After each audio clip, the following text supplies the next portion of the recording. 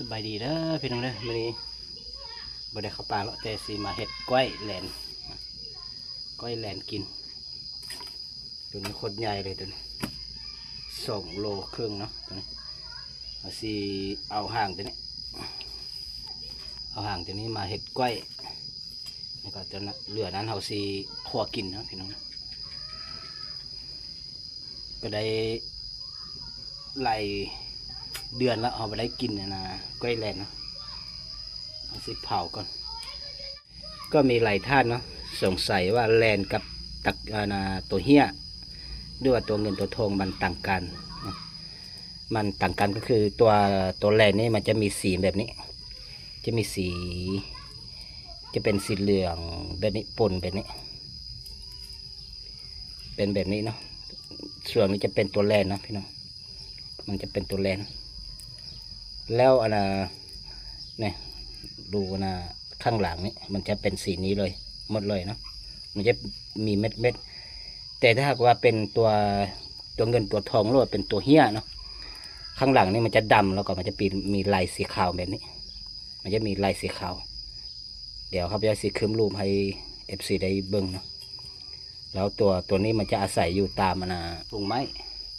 ส่วนตัวเงินตัวทองนี้มันจะอยู่พื้นดินเนาะมันจะอยู่พื้นดินมันจะอยู่ตามแม่น้ำหรือว่าอยู่ตามหมู่บ้านหรือว่าตามสวนเนาะภูเขานั้นมันจะบ่อยู่เนาะตัวเงินตัวทองมันจะอาศัยอยู่ตามริมแม่น้ำแล้วก็อยู่ตามสวนแต่ตัวแหลนหรือว่าตะกรวดตัวนี้มันจะอาศัยอยู่โพรงไม้ใหญ่แล้วก็อยู่บนภูเขาสูงเนาะกินแมลงวันเป็นอาหารเนาะตัวนี้มันจะมีข้อแตกต่างถ้าว่าเราเบิ่งดีๆแล้วมันจะต่างกันเช่นเลยลักษณะมันจะคล้ายคือกันแต่สีมันจะต่างกันเนาะแล้วอีกอย่างเนาะหัวตัวแหลนในหัวมันจะมีสีเหลืองปนเนาะแต่ถ้าว่าเป็นตัวเงินตัวทองนี่สีจะเป็นสีดำเนาะแล้วเวลาเขากินนี่ตัวเงินตัวทองนี้มันจะมีกลิ่นคาวส่วนตัวแหลนนี่มันก็บอกคาวท่อตัวเงินตัวทองตัวแหลนนี่กินนี่แซ่บ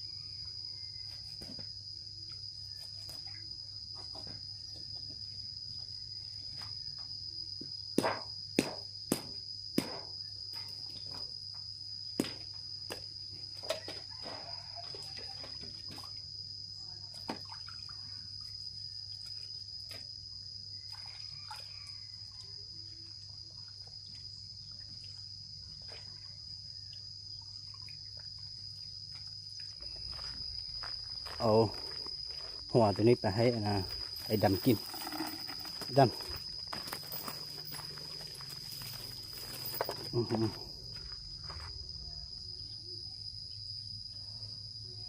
ใส่น้ำก่อนนะใส่น้ำแล้วก็ใส่ใบตะไคร้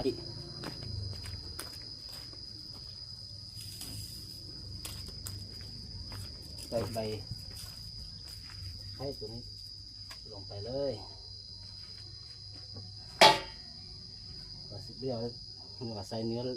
ห่างแรงไปทีนี้เราจะเห็ดก้อยแหลนนะเราต้องต้มให้มันสุกก่อนค่อยเอามาก้อยตัวนี้เป็นน้ำเปล่าธรรมดาแล้วก็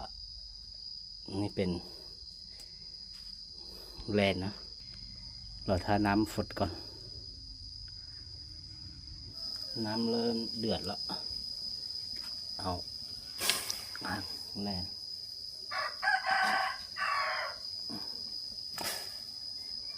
ใส่ประมาณนี้เลยต้มให้มันสุกก่อน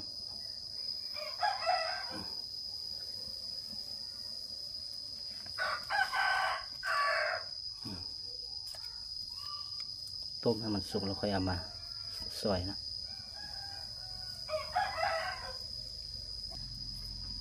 ใส่ข่านิดๆลงไป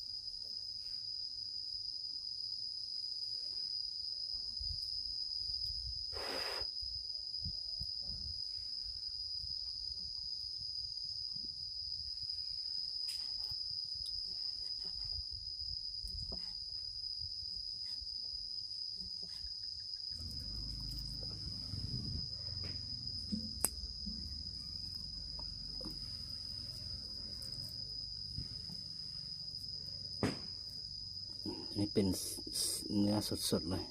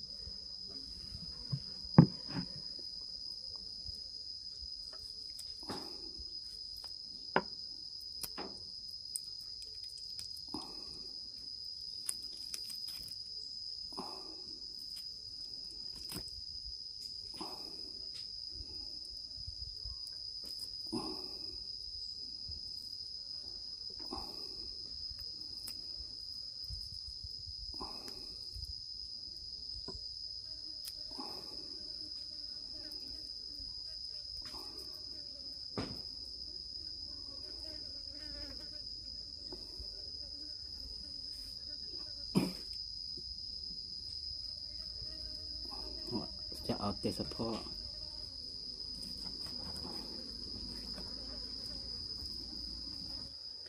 ตัวนี้ก็เอาน้ำแกงตัวเก่าเลยเนาะเอาน้ำแกงตัวเก่าเลยตัวเดิมที่เราต้มนั่นมันถึงแซ่บนะก็ใส่เครื่องปรุงใส่เลย ใส่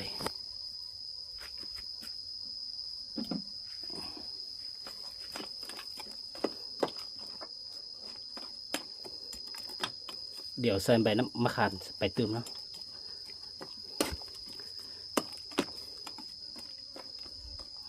ประมาณนี้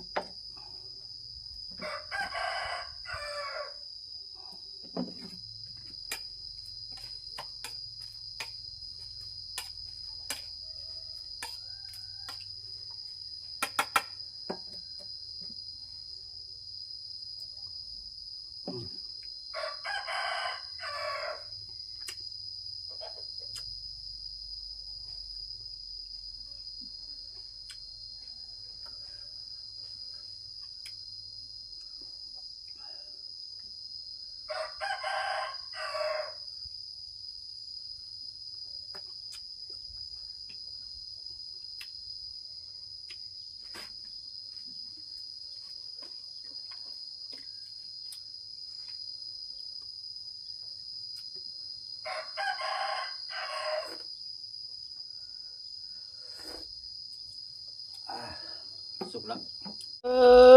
ได้แล้วเด้อเอซ่ามาแล้วอันนี้เป็นข้าวปุ้นหรือว่าน้ำข้าวปุ้นภาษาเราข้าวปุ้นแล้วก็อันนี้เป็นน้ำหวานแล้วก็อันนี้เป็นก้อยแลนอันนี้เป็นคอแลนสุดยอดเลยอันนี้เป็นฟ้าใสงั้นถ้าต่อ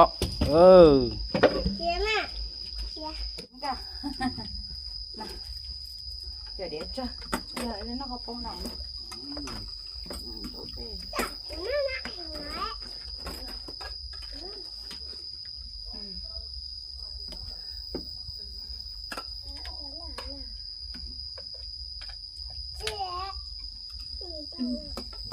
ไม่ใช่ไอ้ใช่ไหมล่ะ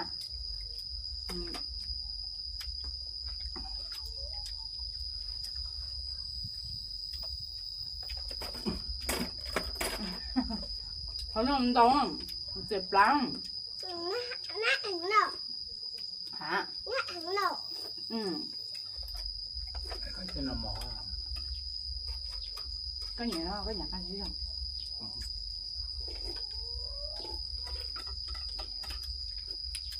ครับฮะจะนั่งนอนน่ะเอาซะซะเสร็จจ้ะเอ้ยเอาซะชี้ให้แล้วนอนนะบ่นอนนักเข็นหาซะฮะเมื่อเชื่อดาวนักดาวน้ำหมาดาวลูกนักเข็นเยอะลมปัว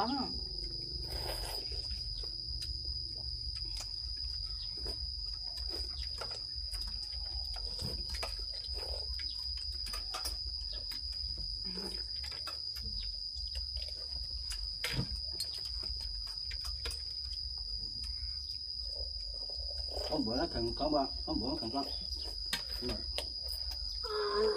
đâu có hết bài coi gì vậy nó chỉ nó vài nó nát thèm hư lò mất tiếp mà chơi lên tổ chức bài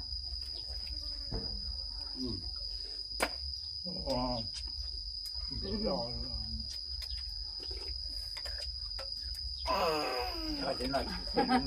mẹ đi nói lò ui cái gì dạ ở đây đĩa cho nó cá cho mấy cha nhỏ nọ này làm cha của nó sao chứ một lúc cho kiêng thịt tiề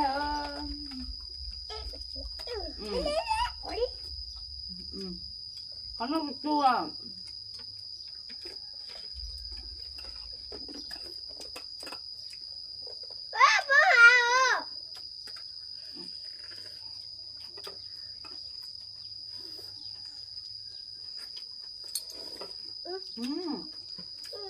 นี่เป็นน้องไก่ต๊อกไก่เริ่ม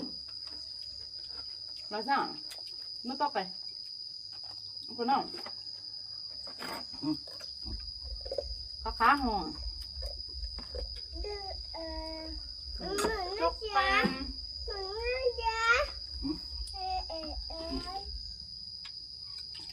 หน้าปากกลาง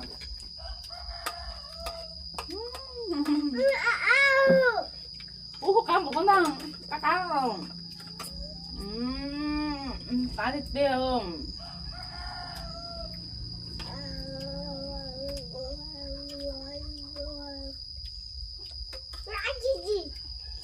นี่จีกะกามา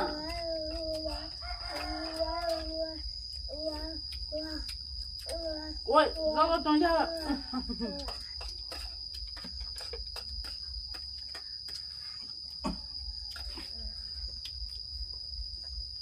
กาชาไปเลยเป็นน้องนักเข็นน้องนักวันมา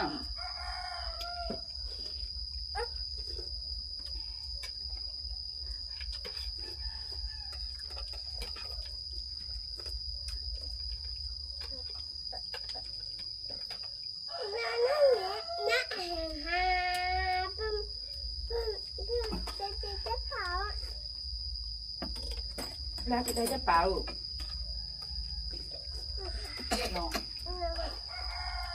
มันน่าจะได้จะบ่า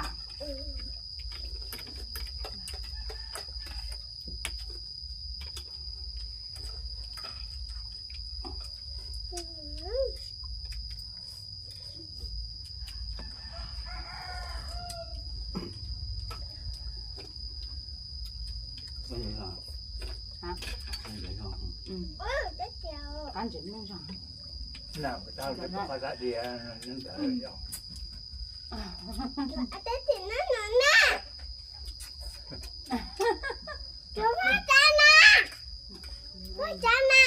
นั่นเลยนะก็มาปลาเห่าเลยไอ้ก็เป็นบัวจ่าละแค่หาขันยังน้องอาซาชนชื่อซะเฉินเนาะน่าแต่เนื้อพอสแท้ นอตะไก่ฮะ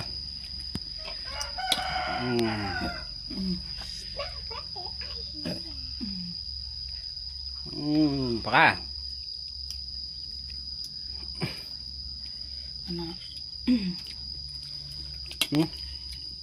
เอาน้องตะกี้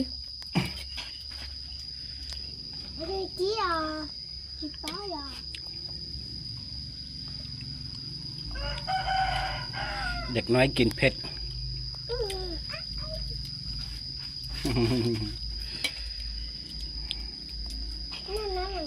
มาแล้วหวานจ้ะ